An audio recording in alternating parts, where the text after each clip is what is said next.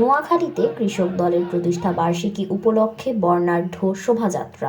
নোয়াখালী থেকে ইমতিয়াজ উদ্দিনের পাঠানো তথ্যচিত্রে।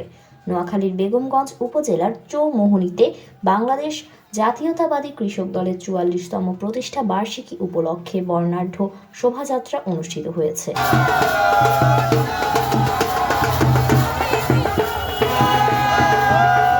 ১৩ ডিসেম্বর শুক্রবার বিকেল ৪টায় এই শোভাযাত্রা আয়োজন করা হয়।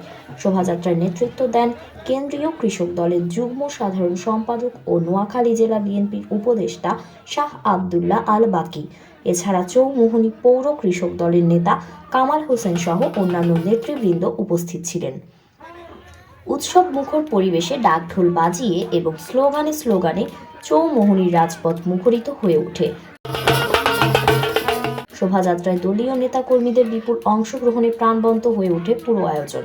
আয়োজিত সমাবেশে বক্তারা অভিযোগ করেন, শেখ হাসিনার ১৫.৫ বছরের শাসন আমলে অন্যান্য সেক্টরের মতো কৃষি সেক্টরকে ধ্বংস করে দিয়েছে, কৃষকদের মেরুদণ্ড ভেঙে দিয়েছে।